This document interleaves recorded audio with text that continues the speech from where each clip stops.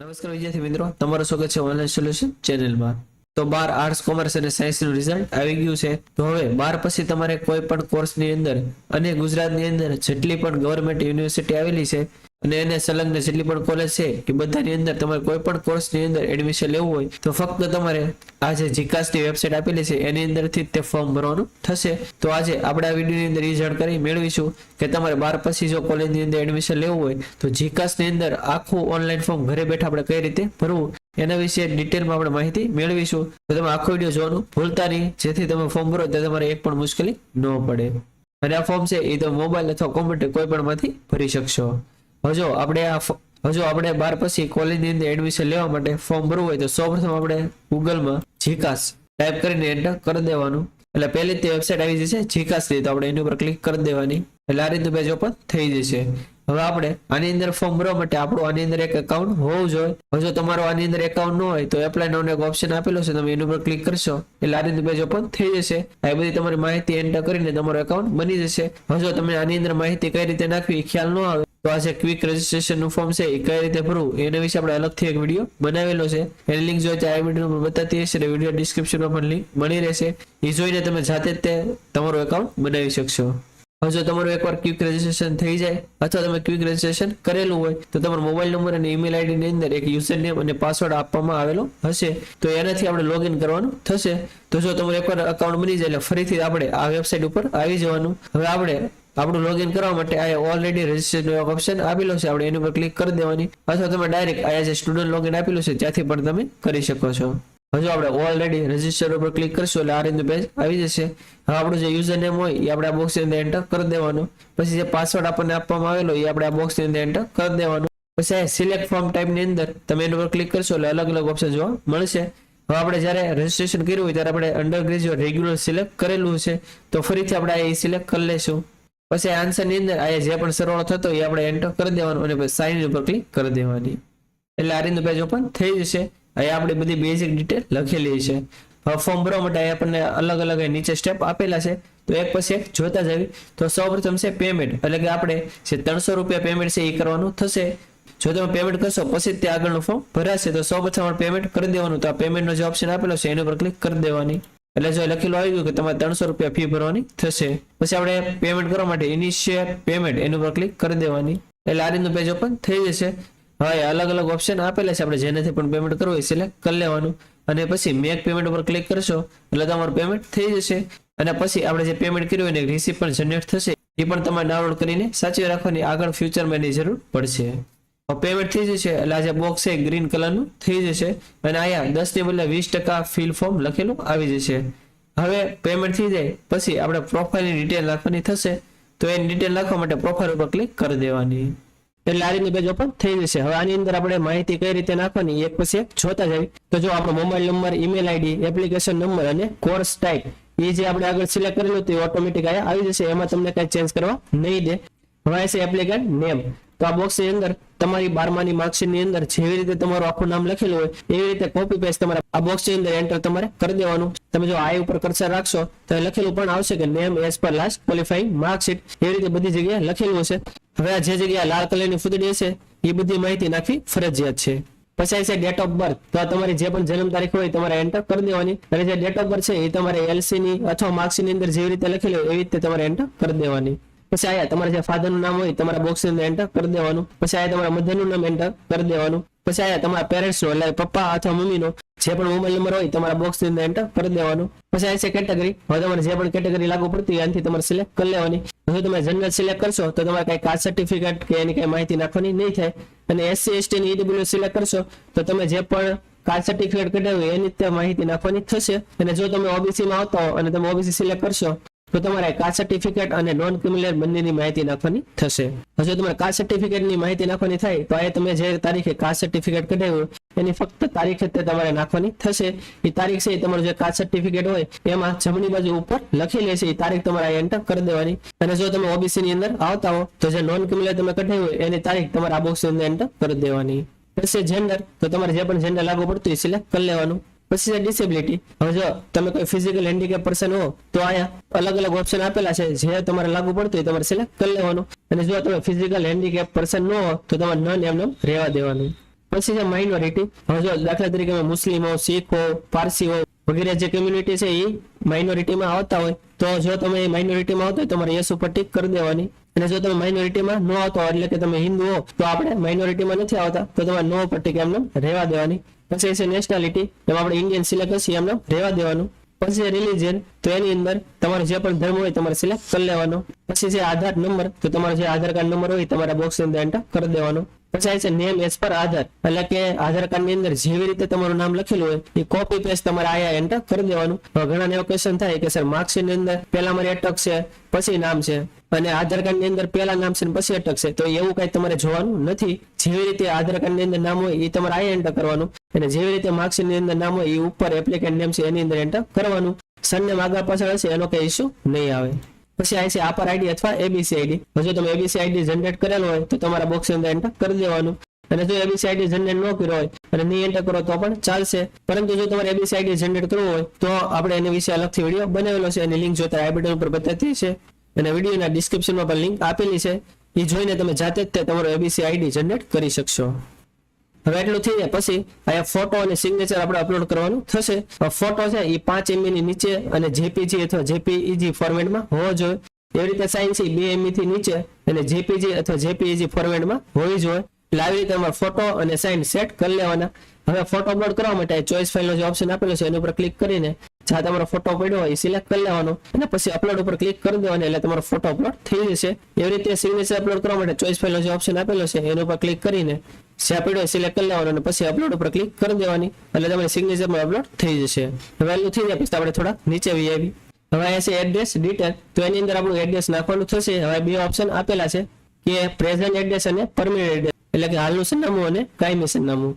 જો બંને સેમ જ હોય તો ખાલી એક જગ્યાએ તમે લખશો એટલે બીજું ઓટોમેટિક લખાઈ જશે. તો આપણું જે હાલનું સરનામું હોય એ આપણે અહીંયા લખવાનું થશે. તો એડ્રેસ ની અંદર તમારું જે પણ સરનામું હોય આખું તમારા બોક્સ ની અંદર એન્ટર કરી દેવાનું.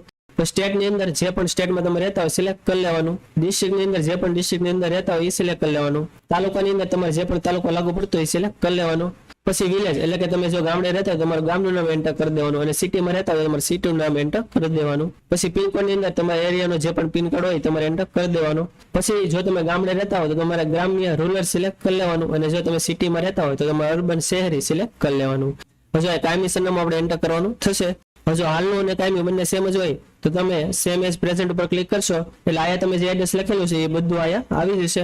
અને ઇન કેસ કોઈને જો કાયમી સરનામું અલગ હોય તો તમે આ જે રીતે આપણે એન્ટર કર્યું એવી રીતે એન્ટર કરી શકો છો. પછી આ નીચે છે 10th ડિટેલ, એટલે કે આપણે જે 10માની ડિટેલ હોય આપણે એન્ટર કરવાની થશે. તો એની અંદર પેલું છે પાસિંગ મંથ, એટલે કે આપણે 10મું છે કયા મહિનામાં પાસ કરેલું છે એ આપણે સિલેક્ટ કરી લેવાનું. જો તમને ખ્યાલ ન હોય તો તમારા માર્કશીટની અંદર મહિનો અને યર લખેલો હશે એ પ્રમાણે તમારે સિલેક્ટ કરી લેવાનું. પછી છે પાસિંગ યર, એટલે કે તમે કયા વર્ષે પાસ કરેલું છે એ તમારે યર સિલેક્ટ કરી લેવાનું. પછી સીટ નંબર ની અંદર તમારા 10માની અંદર જે પણ સીટ નંબર હોય તમારે આ એન્ટર કરી દેવાનું. ઇન કેસ કોઈને એક કરતા વધારે ટ્રાય આપેલી હોય તો છેલ્લે જે પરીક્ષા આપેલી હોય એનો જે સીટ નંબર હોય એ તમારા બોક્સ ની અંદર એન્ટર કરી દેવાનો. પછી પર્સન્ટેજ ની અંદર તમારે 10મામાં જેટલા પણ પર્સન્ટેજ આવેલા હોય એ તમારા બોક્સ ની અંદર એન્ટર કરી દેવાના. હવે આપણે જેટલી પણ માહિતી નાખેલી છે એ બધી એકવાર જોઈ લેવાની. જો બધી ઓકે જ હોય તો આપણે સેવ એન્ડ નેક્સ્ટ એની ઉપર ક્લિક કરી દેવાની. હવે આપણે પ્રોફાઇલની ડિટેલ એન્ટર કરશું એટલે ગ્રીન ટીક આવી જશે. હવે આપણે એકેડમિક ડિટેલ એન્ટર કરવાની થશે. તો એની માટે આપણે એકેડમિક નો જે ઓપ્શન આપેલો છે આપણે એની ઉપર ક્લિક કરી દેવાની એટલે આરએનનું પેજ ઓપન થઈ જશે. હવે આપણે આયા આપણે એજ્યુકેશન ડિટેલ નાખવાની થશે. આપણે આગળ 10માની માહિતી તો એન્ટર કરી દીધી છે. હવે આપણે આયા 12માની જે ડિટેલ હોય એ એન્ટર કરવાની થશે. તો એમાં આ બે ઓપ્શન આપેલા છે કે એચએસસી અને ડિપ્લોમા ઇક્વિવેલન્ટ. જો તમે 11-12 કરેલું હોય તો તમારો પહેલો ઓપ્શન છે HSCE લાગુ પડશે. ઇન કેસ કોઈ ડિપ્લોમા પાસ કરેલું હોય અને ડિપ્લોમા ઉપર 12 ઇક્વિવેલન્ટ સર્ટિફિકેટ કઢાવેલું હોય તો એને બીજો ઓપ્શન સિલેક્ટ કરવાનો થશે. એટલે તમારે જે પણ લાગુ પડતું હોય સિલેક્ટ કરી લેવાનું. મોસ્ટલી બંનેની અંદર માહિતી તો સેમ જ તે નાખવાની આવશે. જો તમે 11-12 કરેલું હોય આર્ટ્સ કોમર્સ કે સાયન્સ કોઈ પણ કરેલું હોય તો તમારે પહેલો ઓપ્શન સિલેક્ટ કરી લેવાનો. પછી આ છે એક્ઝામ બોર્ડ, એટલે તમે જે 12મું છે કયા બોર્ડમાંથી પાસ કરેલું છે સિલેક્ટ કરી લેવાનું. મોસ્ટલી બધા ગુજરાત સેકન્ડરી અને હાઈ સેકન્ડરી એજ્યુકેશન બોર્ડમાંથી તે પાસ કરેલું હોય એટલે પહેલા તે ઓપ્શન આપેલો છે તો આપણે સિલેક્ટ કરી લેવાનું. પછી જે પાસિંગ યર, એટલે કે તમે કયા વર્ષે 12મું પાસ કરેલું છે એ સિલેક્ટ કરી લેવાનું. પછી પાસિંગ મંથ ની અંદર તમે કયા મહિનામાં પાસ કરેલું છે મંથ સિલેક્ટ કરી લેવાનું. એ તમારી માર્ક્સ ની અંદર મહિનો અને યર બંને લખેલું હશે. તો સીટ નંબર ની અંદર તમારા 12માની અંદર જે પણ સીટ નંબર હોય તમારા બોક્સ ની અંદર એન્ટર કરી દેવાનો. અને ઇન કેસ કોઈને 12મામાં એક કરતા વધારે ટ્રાય હોય તો છેલ્લી જે ટ્રાય હોય એનો સીટ નંબર તમારા બોક્સ ની અંદર એન્ટર કરી દેવાનો.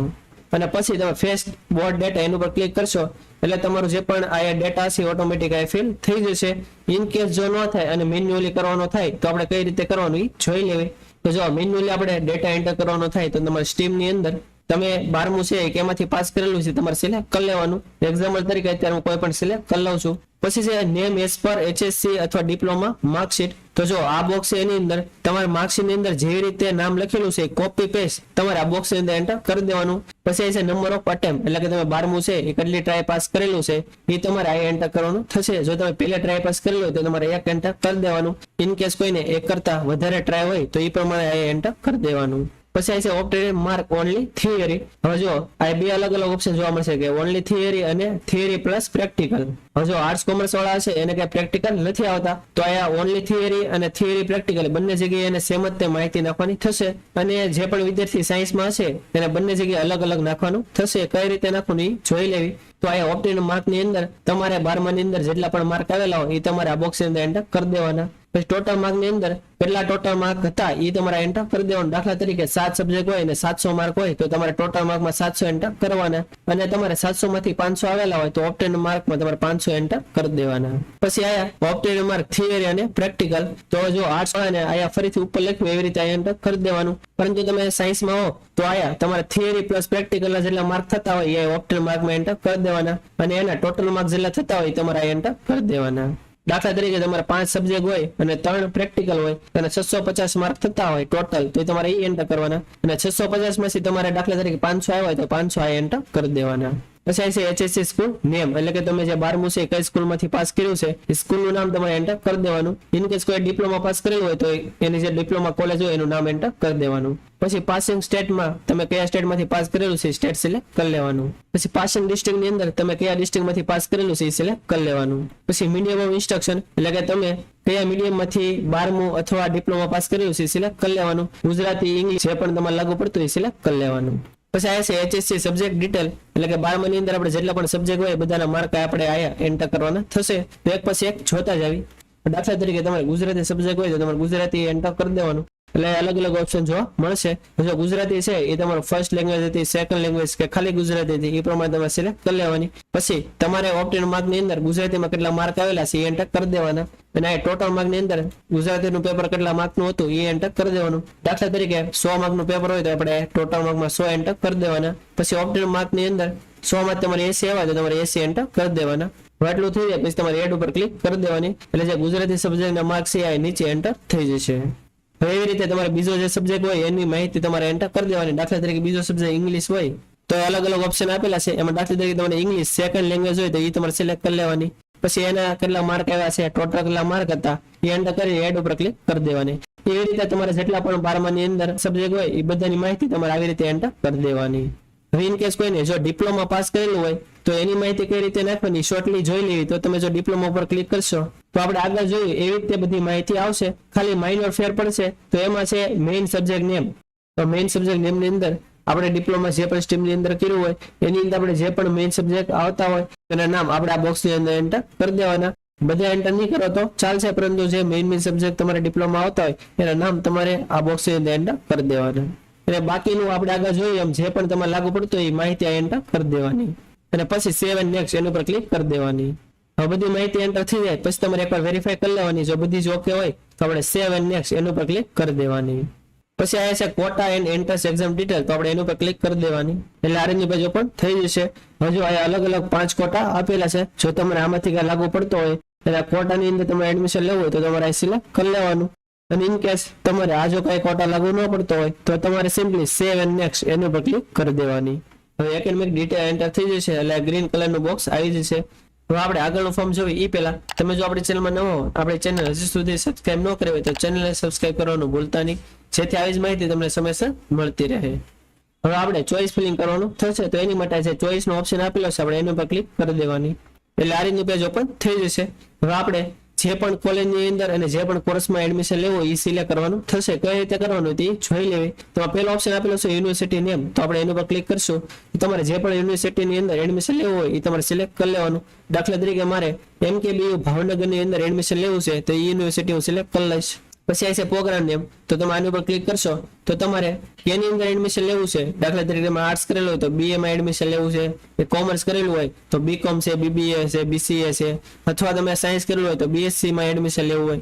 તો એવી રીતે આ અલગ અલગ ઓપ્શન આપેલા છે. તમારે જેમાં પણ એડમિશન લેવું હોય તમારે સિલેક્ટ કરી લેવાનું.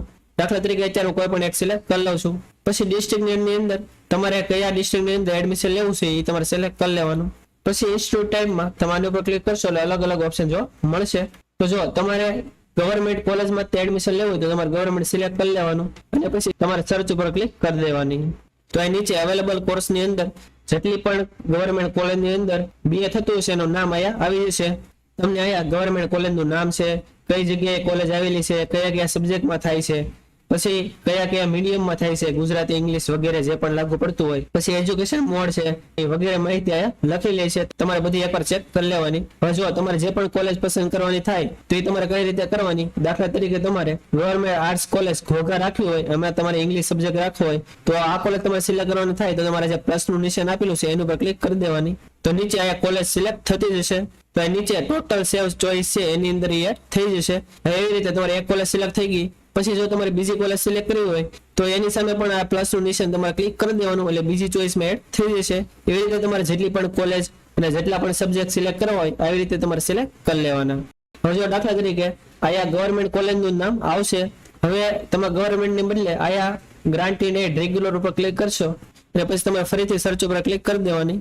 તો અહીંયા જેટલી પણ ગ્રાન્ટ ઇન એડ કોલેજ હશે એ બધાની માહિતી આવી જશે. આ ગ્રાન્ટ ઇન એડ છે એ પણ અર્ધ સરકારી રીતે કોલેજ હોય છે, એની અંદર કઈ વધારે ફી નથી હોતી. તો તમે આ પણ કોલેજ બધી પસંદ કરી શકો છો.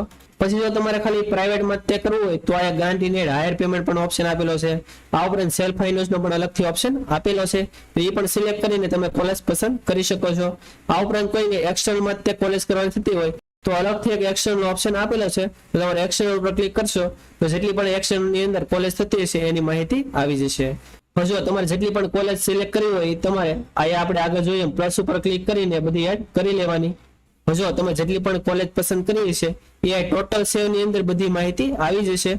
જો અહીંયા તમને પ્રિફરન્સ પણ આપેલો છે 1 2 3 4. જો દાખલા તરીકે તમારે કોલેજ છે એ ઉપર નીચે કરવી હોય તો અહીંયા અપ ઉપર ક્લિક કરશો એટલે એ કોલેજ પ્રિફરન્સમાં ઉપર વહી આવશે, અને નીચે કરવી હોય તો ડાઉન ઉપર ક્લિક કરશો એટલે નીચે વહી આવશે.